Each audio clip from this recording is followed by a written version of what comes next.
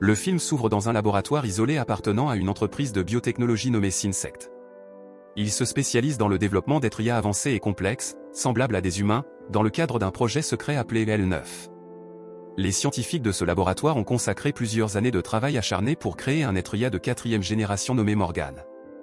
Bien qu'elle n'ait que 5 ans, Morgane a déjà grandi pour ressembler à une jeune femme. Le personnel l'emmenait dans les bois autour du laboratoire lorsqu'elle était plus jeune. Cependant, l'administration de SynSect leur a ordonné de cesser ces visites non autorisées dans la nature. Morgane est maintenant forcée de passer la plupart de son temps dans une pièce en verre. Un jour, un membre du personnel, le docteur Cathy Griff, entre dans la pièce pour déjeuner avec Morgane. Elle prépare les assiettes pendant que l'IA examine curieusement ses mains. Cathy dit qu'elle a contacté l'administration pour leur demander de changer leur décision concernant les visites dans la nature. Mais ils n'ont pas donné de réponse positive à ce sujet. Soudainement, Morgane pousse les assiettes sur la table, saute dessus et attaque Cathy avec un couteau. Mais avant que plus de dégâts ne soient faits, 2 médecins entrent précipitamment dans la pièce et sédatent Morgane. Les images de l'incident sont envoyées au siège de SynSect. Pour analyser davantage la situation, l'administration décide d'envoyer la spécialiste en gestion des risques, Lee Weathers, au laboratoire. Elle arrive bientôt dans cet endroit rural où Ted Brenner, le responsable du projet, l'accueille. Ted lui propose une visite de tout le site, mais elle décline poliment. Peu après, Lee se rend dans sa chambre où le docteur Amy Mancey, l'experte en comportement du projet, l'attend. Elles discutent de leurs domaines respectifs et on aperçoit brièvement la personnalité de chaque femme. Amy est amicale, tandis que Lee est une personne inflexible et strictement orientée vers les affaires. Leur conversation est rapidement interrompue par cette différence de caractère, et Amy quitte bientôt la pièce. Plus tard, Lee descend dans la cuisine et rencontre le chef de l'équipe, Skip Vronsky. Il est le seul ici à ne pas avoir de diplôme dans un domaine scientifique. Ted accompagne ensuite la visiteuse dans la chambre de Cathy, où sa récupération est surveillée. Lee demande si elle peut avoir un moment en privé avec Cathy pour discuter des événements entourant l'attaque. Bien que son état soit mauvais, avec un œil encore bandé, Cathy dit qu'elle se sent plutôt bien.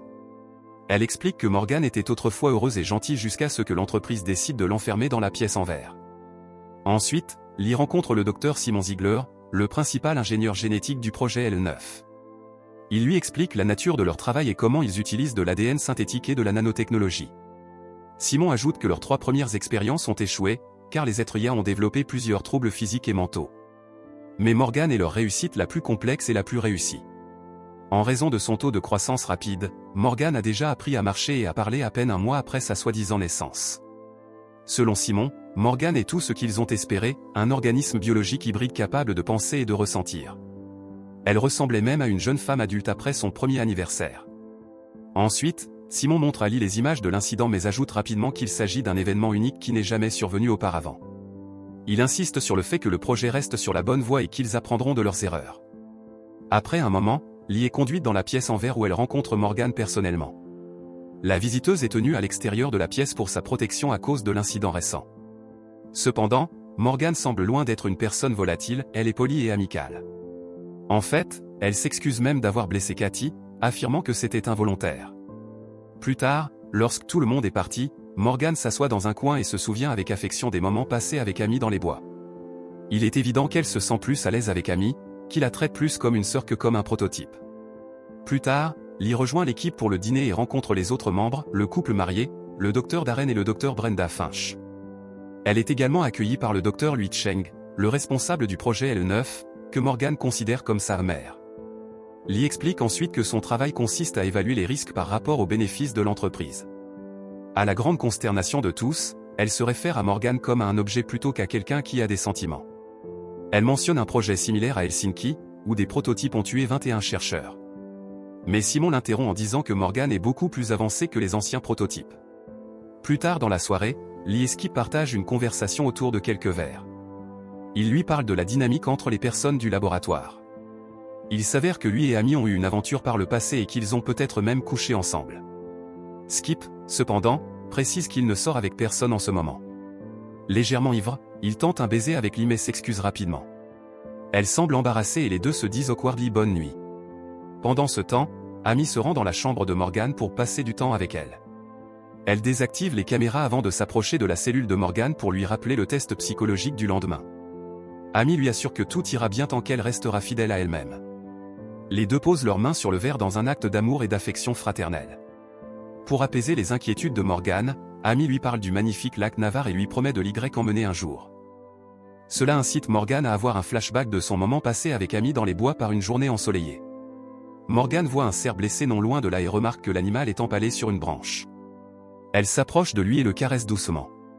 Mais soudainement, elle lui brise le cou par pitié. Dans la scène suivante, l'analyse psychologique de Morgan arrive et elle sera conduite par le docteur Ben Shapiro. Il est supposé rester à l'extérieur de la pièce tout en examinant Morgan, mais il pense que l'interaction sera inutile. Ben affirme que son travail est de gagner la confiance du sujet et décide d'entrer dans la pièce malgré les avertissements de l'équipe. Il s'assoit en face de Morgan et est surpris qu'elle connaisse son nom ainsi que la raison de sa visite. Néanmoins, Ben lui demande la raison de sa récente humeur maussade, à quoi Morgan répond que c'est à cause de l'incident avec Cathy. Cela fait réaliser à Ben que l'IA est capable de ressentir du remords après avoir fait quelque chose de terrible. Il lui pose ensuite des questions sur sa vie dans la pièce et sur ce qu'elle ressent d'être enfermée. Lorsque Morgan dit qu'elle est contente, il commence à intensifier les questions blessantes. Ben souligne que les gens dans le laboratoire ne sont pas ses amis puisqu'ils l'ont enfermé dans cette pièce. Au milieu de leur conversation, Ben décide d'aller plus loin pour tester comment l'IA réagit dans des situations extrêmes. Il commence à élever la voix en lui demandant comment Morgan réagirait s'il recommandait au médecin de la tuer. De manière inattendue, Morgan laisse échapper une larme et atteint son point de rupture après ces mots blessants. Elle regarde ses mains et pousse Ben contre le mur avant de se jeter sur lui.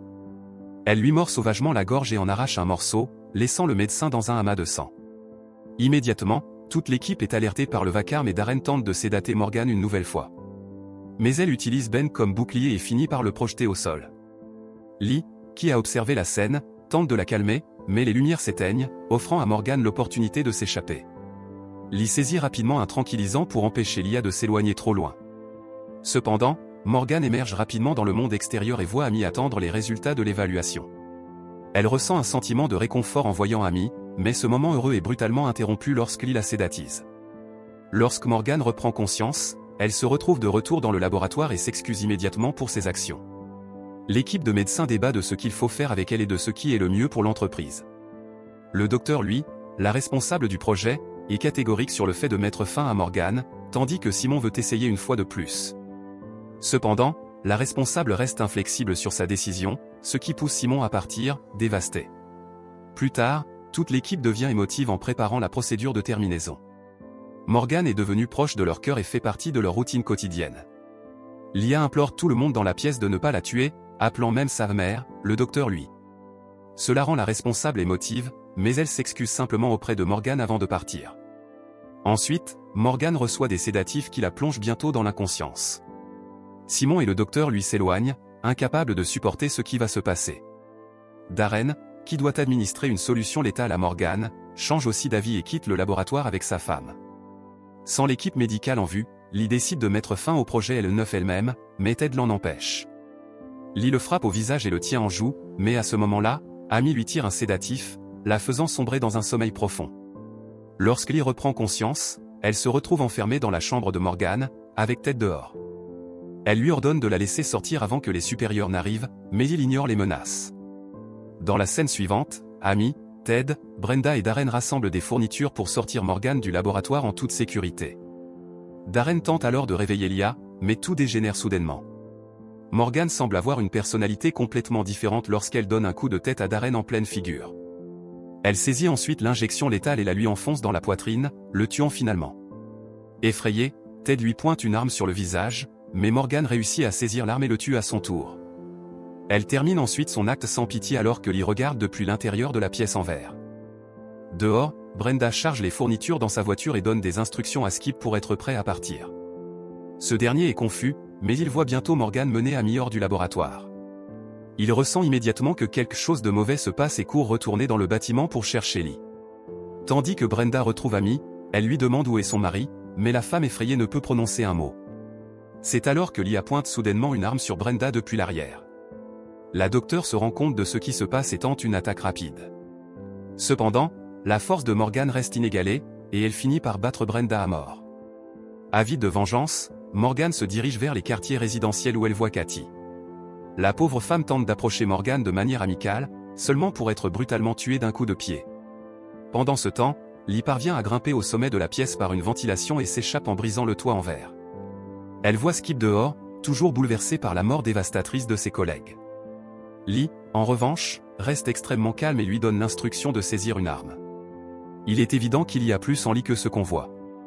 De retour dans les quartiers résidentiels, le docteur lui enregistre une vidéo, détaillant les événements qui viennent de se dérouler. Mais avant qu'elle ne puisse terminer, Morgan entre dans la pièce, s'approche de sa mère et lui donne même un baiser sur le front. Dans un retournement choquant, elle l'étouffe ensuite, et ce meurtre est filmé. Un certain temps après, Lee arrive dans les quartiers résidentiels, seulement pour trouver Simon sans vie, pendu à un placard. Elle regarde autour de la zone quand soudain Morgan surgit d'un des coins pour l'attaquer. Elle se livre à une violente bagarre, se lançant tour à tour l'une contre l'autre à travers la pièce. Au fur et à mesure que le combat progresse, Morgan se jette sur Lee, mais elles tombent toutes deux par la fenêtre et atterrissent dans le parking en dessous. Là, Skip tente d'arrêter Morgan, mais elle le fait tomber et quitte la zone avec Amy. Lee, déterminée, monte elle aussi dans sa voiture et poursuit frénétiquement Lia en fuite. Elle finit par rattraper Morgan, mais cette dernière parvient à heurter sa voiture, la forçant à s'écraser contre un grand arbre. Une amie de plus en plus désespérée supplie Morgan de s'arrêter, mais Lia est déterminée à fuir vers la liberté. De son côté, Lee parvient d'une manière ou d'une autre à survivre à l'accident avec seulement quelques égratignures. Skip arrive bientôt dans sa voiture et affirme savoir où Morgan et Amy se dirigent. Ailleurs, dans la forêt voisine, Morgan emmène Amy au lac Navarre, un voyage qu'elle attendait depuis si longtemps. Lia affirme qu'elle ne lui fera pas de mal, mais Amy reste vigilante avec une arme cachée sous sa veste. Bientôt, Morgan voit le lac et laisse une larme de joie couler, éprouvant la véritable liberté pour la première fois de sa vie. Pendant ce temps, Lee saisit le fusil de Skip et se rend dans la jungle pour tuer Morgan elle-même. Elle ne veut pas perdre trop de temps et tire un coup dans les airs. Cela suffit à attirer l'attention de Morgan, qui décide également de retourner dans les bois pour finir Lee une bonne fois pour toutes. Peu après, les deux se retrouvent face à face et une violente bagarre éclate. Elles échangent de nombreux coups, mais Morgan finit par pousser Lee dans un tronc d'arbre. Elle est empalée par une branche, une vision qui rappelle étrangement le cerf que Morgan avait tué par pitié. Cependant, cette fois, Morgan décide de s'éloigner, laissant son adversaire se vider de son sang. Elle retourne bientôt au lac et tente de s'enfuir avec Amy. Mais dans un choc, Lee arrive sur place, apparemment indemne à l'exception de quelques égratignures. Elle pousse Morgan dans le lac et la maintient sous l'eau jusqu'à ce qu'elle cesse de bouger. Lee prend alors le pistolet d'Amy et lui tire une balle dans la tête. Après cela, elle se traîne jusqu'à l'endroit où Skip avait garé la voiture. Lee le tire également, tuant effectivement le dernier membre du projet L9. À la suite de cet événement, le responsable de Synsect, Jim Bryce, discute de l'incident avec les autres membres du conseil et déclare le projet L9 comme un échec. Nous voyons ensuite Lee Weathers dans un restaurant local, calme et sans expression comme d'habitude. Curieusement, elle examine ses mains, un geste similaire à celui de Morgan. Le film se termine lorsque nous apprenons finalement qu'elle est aussi un être bio-ingénierie, spécifiquement conçu pour exécuter des ordres sans émotion.